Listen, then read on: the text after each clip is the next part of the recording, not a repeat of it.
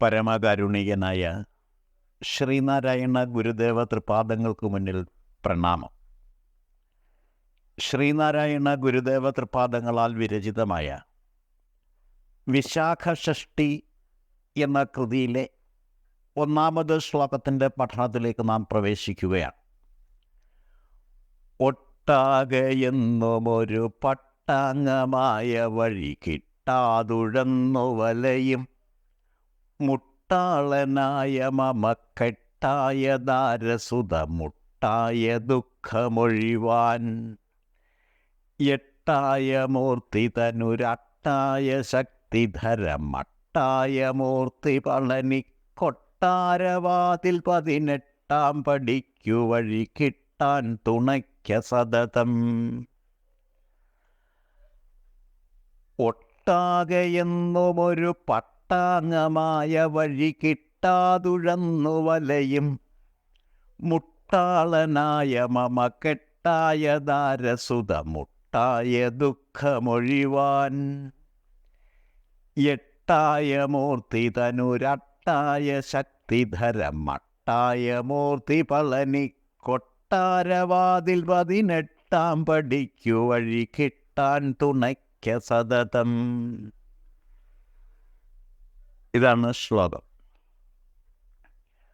ഒട്ടാകെ എന്നും സർവത്തെയും ഉൾക്കൊള്ളുന്നതും എക്കാലത്തുമുള്ളതുമായ ഒരു പട്ടാങ്ങമായ വഴി കിട്ടാതെ, ഏകവും ശാസ്ത്രസമ്മതിയുള്ളതും സുനിശ്ചിതവുമായ വഴി തുറന്നു കിട്ടാതെ ഉഴന്നുവലയും അലഞ്ഞുതിരിയുന്ന മുട്ടാളനായ മമ, മുട്ടുകളെ അഥവാ തടസ്സങ്ങളെ ആളുന്നവനായ എൻ്റെ, കെട്ടായ ബന്ധനമായ, ദാരസുതമുട്ടായ ദുഃഖമൊഴിവാൻ, ഭാര്യാപുത്രരൂപത്തിലുള്ള തടസ്സങ്ങൾ മൂലമുണ്ടാകുന്ന ദുഃഖം വിട്ടൊഴിഞ്ഞു പോകാനായി എട്ടായ മൂർത്തി തനു,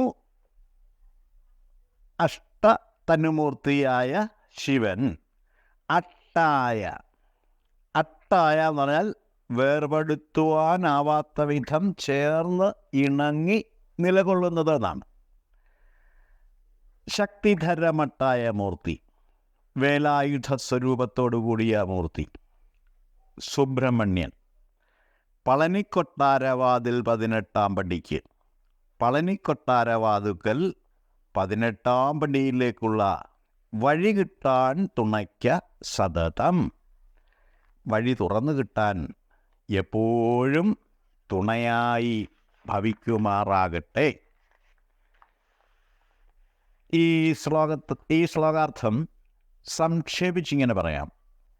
സർവത്തെയും ഉൾക്കൊള്ളുന്നതും ശാശ്വതവും ഏകവും ശാസ്ത്രസമ്മതി ഉള്ളതും സുനിശ്ചിതവുമായ വഴി തുറന്നു കിട്ടാതെ അലഞ്ഞുതിരിയുന്ന മുട്ടാളനായ അഥവാ തടസ്സങ്ങളിൽപ്പെട്ട് വലയുന്നവനായ എനിക്ക് ഭാര്യാപുത്രാദിബന്ധങ്ങളുടെ രൂപത്തിലുള്ള തടസ്സങ്ങൾ മൂലമുണ്ടാകുന്ന ദുഃഖം വിട്ടൊഴിഞ്ഞു പോകുന്നതിനായി അഷ്ടതനുമൂർത്തിയായ ശിവൻ വേർപെടാത്ത വിധം പറ്റിച്ചേർന്ന് വർത്തിക്കുന്ന വേലായുധ സ്വരൂപത്തോടുകൂടിയ മൂർത്തി പളനിക്കൊട്ടാരവാതുക്കൽ 18 പടിയിലേക്കുള്ള വഴി തുറന്നു കിട്ടാനായി എപ്പോഴും സഹായം അരുളുമാറാകട്ടെ.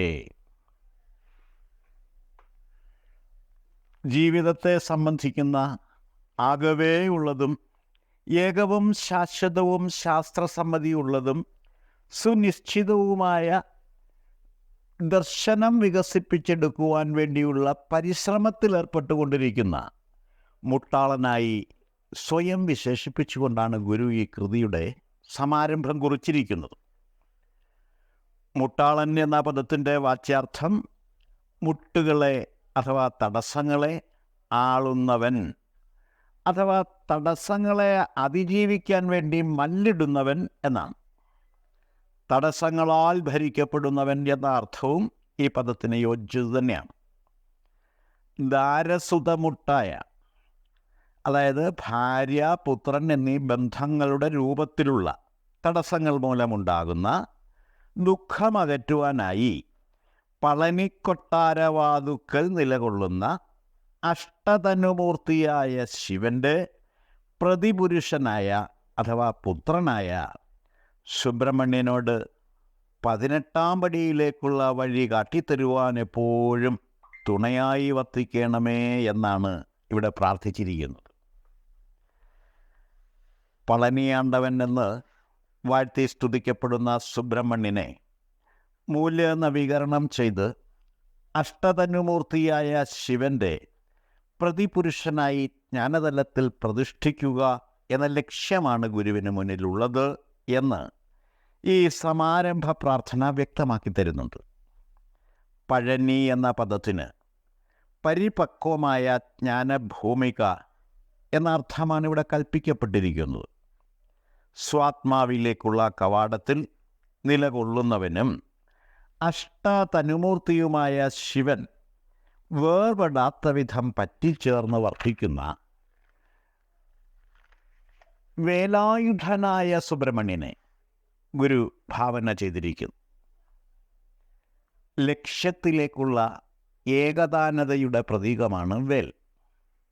സൃഷ്ടിന്മുഖ സംഹാര ധർമ്മപ്രതീകമായ കാവ്യബിംബമാണ് ഗുരു ഭാവന ചെയ്തിരിക്കുന്ന അഷ്ടതനുമൂർത്തിയായ ശിവൻ.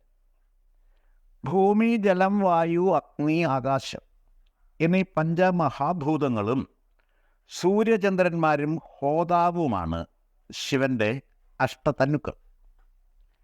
ജ്ഞാനിയുടെ ബോധമണ്ഡലത്തിലാണ് അഷ്ടതനുമൂർത്തിയായ ശിവൻ കുടികൊള്ളുന്നത്. ആ ബോധമണ്ഡലം ജ്ഞാനിയുടെ പഞ്ചഭൂതാത്മകമായ ശരീരത്തിനുള്ളിലാണ് വർത്തിക്കുന്നത്. പഞ്ചഭൂത തന്മാത്രകളുടെയും പഞ്ചപ്രാണങ്ങളുടെയും പഞ്ചേന്ദ്രിയങ്ങളുടെയും മനസ്സ്, ബുദ്ധി, ചിത്തം എന്നിവയുടെയും യോഗമായ സത്താവിശേഷമാണ് ജീവാത്മാവ്. അങ്ങനെയുള്ള ജീവാത്മ തേജസ്സിലാണ് പരിപക്വമായ ജ്ഞാനഭൂമികയുടെ സ്ഥാനം. ആ ജ്ഞാനഭൂമികയെ പളനിക്കൊട്ടാരമായി ഭാവന ചെയ്തുകൊണ്ട് അതിനുള്ളിൽ പ്രവേശിക്കുവാനുള്ള 18 പടികളായി സൃഷ്ടിന്മുഖ സംഹാര പെരുമാനായ അല്ലെങ്കിൽ സംഹാര പൊരുളായ ശിവൻ്റെ അഷ്ടതനുക്കളെയും ഭാവന ചെയ്തിരിക്കുന്നു. ശിവൻ്റെ അഷ്ടതനുക്കൾ പഞ്ചഭൂതങ്ങളും സൂര്യചന്ദ്രന്മാരും ഹോതാവുമാണെന്ന് പറഞ്ഞുവല്ലോ. സൂര്യൻ ജ്ഞാനാഗ്നിയുടെയും ചന്ദ്രൻ സർഗചേതനയുടെയും പ്രതീകങ്ങളാണ്.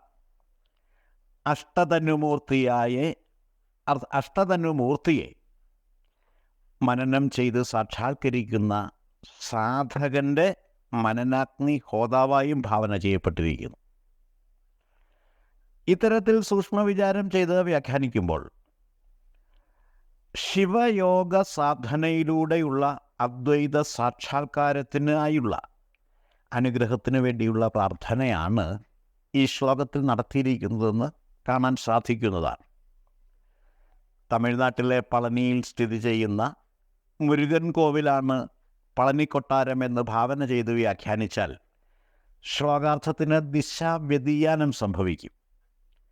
കോലതീരശസ്തവത്തിലും തേവാരപ്പതികങ്ങളിലെ നൈനാർ പതികത്തിലും പരമശിവ പ്രതിഷ്ഠയെ പരബ്രഹ്മപദവിയിലേക്ക് മൂല്യകൽപ്പന നടത്തി ഉയർത്തിപ്രതിഷ്ഠിക്കുന്ന സാഹിത്യോപായം ഈ കൃതിയിലും പ്രയോഗിക്കപ്പെട്ടിരിക്കുന്നു.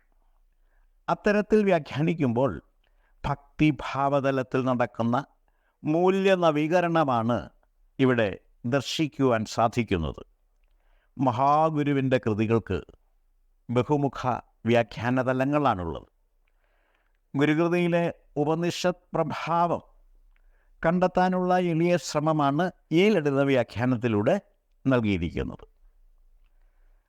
ഇത്രയും കാര്യങ്ങളാണ് ഈ ശ്ലോകത്തെപ്പറ്റി വിശദീകരിക്കാനായിട്ടുള്ളത്. ഞാൻ എൻ്റെ വാക്കുകൾ ഉപസംഹരിക്കുന്നു.